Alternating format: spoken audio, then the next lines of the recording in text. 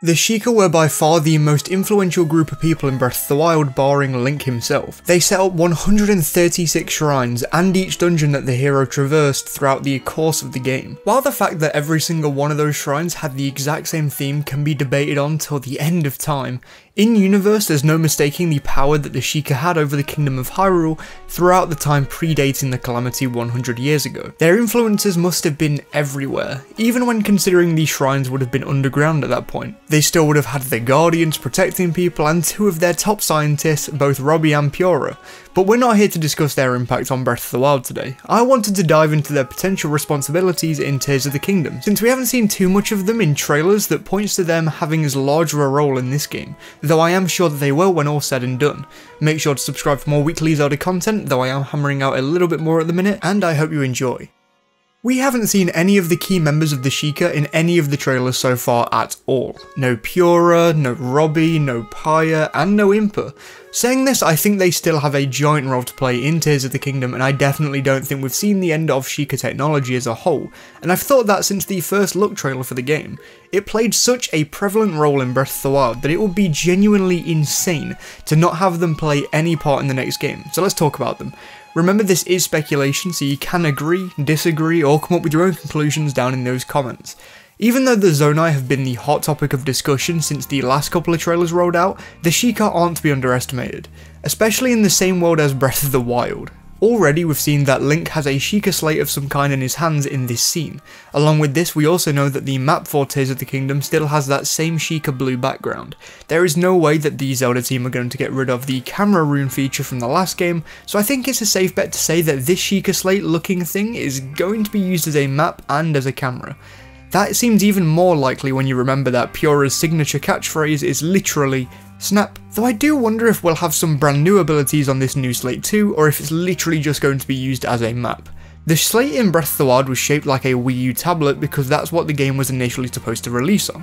This time the slate is shaped like a Switch because it's what it's releasing on, so I personally don't think that the shape has anything to do with its abilities and what it can do, especially since the Sheikah slate that Zelda uses 100 years before the events of Breath of the Wild isn't exactly the most up-to-date piece of tech that it could be. I wonder if the Sheikah have come up with some new and improved runes, but considering this is a game we're talking about and not real life, I imagine that if there are any other runes apart from the camera or amiibo rune, then it'll probably be stuff that are optional, a lot like the upgrades for the Sheikah runes are in Breath of the Wild. You don't have to get them, they aren't necessary, but they make life just that little bit easier. I could see that being the case, but yeah, who am I to know? I just find it weird if there aren't any additional runes with the camera. On that same point, Sheikah technology is crazy in Breath of the Wild, and they have to have been cooking something between the time jump to this game. As an example, what if those platforms we've seen in the gameplay tease for the game and in the new trailer are actually Sheikah made and are used for testing some of their own items? This seems slightly more plausible considering these platforms are made before the Sky Islands or around Hyrule. Could they have been used for some Sheikah tech that we haven't seen in the game yet? Maybe these platforms function like Rivali's Gale or something like that, so we have a quicker way into the sky. We have a rocket for similar purposes by the looks of it, but we won't always have one of those on hand, so I wonder if these platforms will have any kind of technological significance. On top of that, we've also seen that Link has a brand new glider. While it's not a marvel by any means, I do wonder if the hero has acquired this glider from the Sheikah after giving them the right gear, since it seems to have been made from the new type of wood seen in the Sky Islands as opposed to the darker wood of Hyrule. Plus it is slightly more advanced with its new tassel-like add-ons, making it more aerodynamic. Purah and Robbie literally own Ancient Tech Labs, so I wonder if they'll be interested in taking a look at Link's new arm and creating Sheikah runes based on that energy. I could imagine they'll also upgrade the abilities we have on the arm too, considering that was one of Purah's main purposes in Breath of the Wild. Barring this and the Sheikah slate, I'm not too sure on how else the Sheikah can advance the hero in Tears of the Kingdom, so let's move on to some stuff we've seen in the trailers. Let's go back to the Sheikah shrines, ancient trials for the hero of the wilds to ensure that they are the hero that he needs to be to fight the calamity. One interesting thing about the shrines that we kind of take for granted in Breath of the Wild is that they're all built underground. You use an elevator, Link makes his way into the earth, and boom, there's a giant shrine just waiting for you down there. But what happens when Sheikah shrines aren't in the world anymore? That's been one of the biggest questions we've been asking when it comes to Tears of the Kingdom, and we're getting close to having at least some sort of answer now. Well, some of these shrine spots seem to be overrun by this new kind of statue with an energy spiral circling its centre, whilst other shrine spots seem to be overrun with malice. Some of these malice spots also seem to be where mini-bosses lay in Breath of the Wild 2, though that doesn't have too much of a place in this conversation. I could see one of those underground areas that we see in an advert posted by Nintendo this week being found underneath these brand new Sheikah spots. Will they function as our brand new Sheikah shrines? I don't think so, but I'm open to the idea. Especially since this golem looking thing in the last trailer also looks like it's found on one of those areas. Plus, lighting your way through a dimly lit area seems like a shrine puzzle in of itself. It feels like a better rehash of the puzzle present in Typhlo Ruins in Breath of the Wild. We've probably seen another area that's kinda like this in the February trailer too. In that shot where we see malice-infested bokoblins mining in an area that has a similar environment to that of the advert. The bokoblin has probably been affected by the malice at the entrance of this cave area, so I have to wonder if these areas are the remains left behind by the Sheikah shrines being stripped away.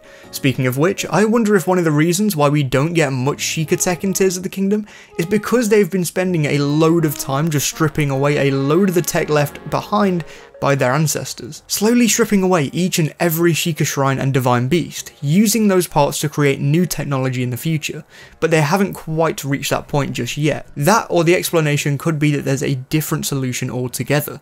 When Zelda said that something was going down at Varuta at the end of Breath of the Wild, I wonder if that was the divine beast knowing its time was up and it was time to pack up. It makes me wonder whether the Sheikah of old basically set up a self-destruction protocol when the calamity has been defeated, or if it's just going back into hiding once more. We don't know, but I hope we get answers to this in-game, even if the answers are only alluded to by the Sheikah themselves. Next, I just want to touch on what might be these towers, or something else entirely. If we do get brand new Sheikah runes in the next game, I wonder if we'll be acquiring them from wherever Link is in this shot, considering this is definitely something Sheikah built. This elevator shot from the latest trailer seems to be going into or coming out of this area too. So everything around him is the same, it's just around him now rather than being on him. As Limcube suggested on Twitter, I could see this shot from the latest trailer being reversed. So the elevator is actually taking Link down into a cave or into somewhere else entirely. And then the shot of Link being surrounded by guardian legs would actually take place before this shot, meaning that he's given all of this stuff and then shoved underground. This is just speculation and could be dead wrong, but it's cool to consider more possibilities, and the idea that this is used for more than just freaking the hero out is fun. Let me know what you think this room could be used for in the full game. Story-wise, the Sheikah are an interesting one. As I said at the start, they have to play a big part of the game in some way, not only because they played a huge part in Breath of the Wild, but because they've played a huge part in the timeline as a whole. Because Impa's too old to go into action, I'd be interested to see Paya becoming Kakariko Village's protector. She's extremely shy in Breath of the Wild, but with some training from Impa, I could see her becoming a really great magic wielder. Plus, I can't see Impa skimping out on that opportunity to further her granddaughter's knowledge.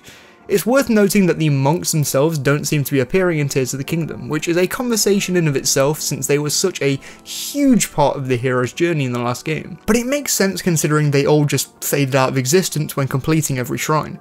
Compared to every single other race in the game, it really doesn't seem like Ganondorf has done anything to really upset the Sheikah just yet, but since they're the sworn protectors of Hyrule, I think they'll want to do as much as they can to fend off the villain. One of the best ways that they could do that if the Yiga are in the game is by opposing them. It would be really cool to see the Sheikah go head to head with the Yiga. In Breath of the Wild we saw far more Yiga magic than we saw of the Sheikah's magic, but that's because the Sheikah are a peaceful tribe of people whilst the Yiga were manipulative and wanted to help the calamity. If push comes to shove in this game's epic story, I could imagine the reason why we haven't seen much of either the Sheikah or the Yiga is because there's a wider battle going on between the tribes, one for protecting the hero, the kingdom and Zelda, and the other tribe hell-bent on having the world conquered by Ganondorf.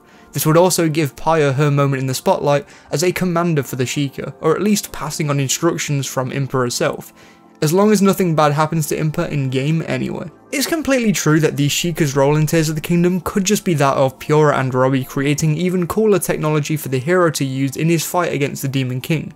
But I think they deserve more, and I don't think they'll get sidelined just because Ganondorf seems to be attacking the other races more than the Sheikah. If anything, that giant army aspect of the game actually might even be a better reason than ever to give the Sheikah and their powers more of a spotlight in Tears of the Kingdom, the game that releases in just over 2 weeks. But what do you think? What role do you believe the Sheikah could have in Tears of the Kingdom? Let me know in the comments. Please subscribe for more weekly content in the lead up to Tears of the Kingdom's release, and you'll join the 22% of people who are watching that are subscribed. Plus, like the video if you enjoyed it, it helps me a ton. Thank you all to my amazing Patreon supporters and members, with an extra special thank you to Sumji and Jared Whedon as usual. Thank you all for watching, and I'll see you soon. Please do stay safe.